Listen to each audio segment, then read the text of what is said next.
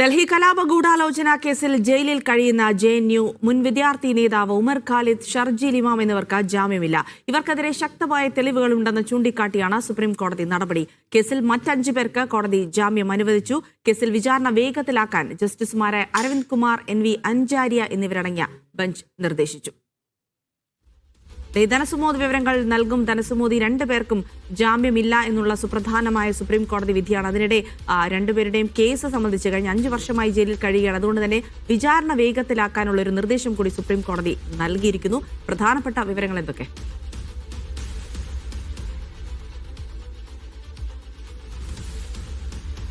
വേഗത്തിലാക്കണം എന്നുള്ള നിർദ്ദേശം തന്നെയാണ് ഇപ്പോൾ സുപ്രീം കോടതി നൽകിയിരിക്കുന്നത്. മാത്രമല്ല, ഇപ്പോൾ ഈ ഗുൽഫിഷ ഫാത്തിമ ഉൾപ്പെടെയുള്ള 5 പേർക്ക് ജാമ്യം അനുവദിച്ചുകൊണ്ട് ഈ 5 പേർക്ക് ജാമ്യം അനുവദിച്ചതുകൊണ്ട് തന്നെ എല്ലാവരെയും ഒരേപോലെ പരിഗണിക്കേണ്ട കാര്യമില്ല എന്നുള്ള കാര്യം കൂടിയാണ് വ്യക്തമാക്കിയിരിക്കുന്നത്. ഈ ഷർജീൽ ഇമാമും ഉമർ ഖാലിദിനും അവരുടെ ഈ ഡൽഹി ഗൂഢാലോചന കലാപ കേസിൽ അവരുടെ പങ്ക് വ്യക്തമാണ് എന്നുള്ളൊരു കാര്യം കൂടി സുപ്രീം കോടതി അടിവരയിട്ട് പറയുന്നുണ്ട്. മാത്രമല്ല, ഈ ആഗോളതലത്തിൽ തന്നെ ഇന്ത്യയുടെ പ്രതിച്ഛായ താഴ്ത്തിക്കെട്ടുന്നതിനടക്കമുള്ള കാര്യങ്ങൾക്ക് ഇവരുടെ ഒരു പങ്കുണ്ട് എന്നുള്ളൊരു കാര്യമായിരുന്നു നേരത്തെ സുപ്രീം കോടതിയിൽ അടക്കം അസിസ്റ്റന്റ് സോളിസിറ്റർ ജനറൽ വാദിച്ചിരുന്നത്.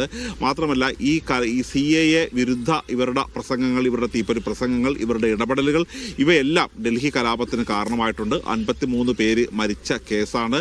700ഓളം പേർക്കാണ് പരിക്കേറ്റത്. അതിങ്ങനെ തെളിവുകൾ വളരെ ശക്തമായിട്ട് തന്നെ ഇവർക്കെതിരെ ഉള്ള സ്ഥിതിക്ക് ഈ എല്ലാവരെയും ഒരുമിച്ച് ജാമ്യം നൽകുന്നത് ശരിയല്ല എന്ന് തന്നെയാണ് ചൂണ്ടിക്കാണിച്ചത്.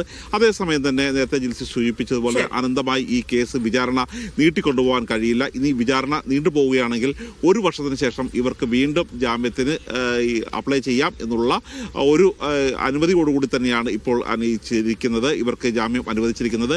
ഈ ജാമ്യം അനുവദിച്ചിരിക്കുന്ന 12 പേരുടെ കർശനമായ 12 വ്യവസ്ഥയാണ് ഈ 5 പേർക്ക് ഏർപ്പെടുത്തിയിരിക്കുന്നത്. ധനസുമോദാണ് വിവരങ്ങൾ നൽകിയത്.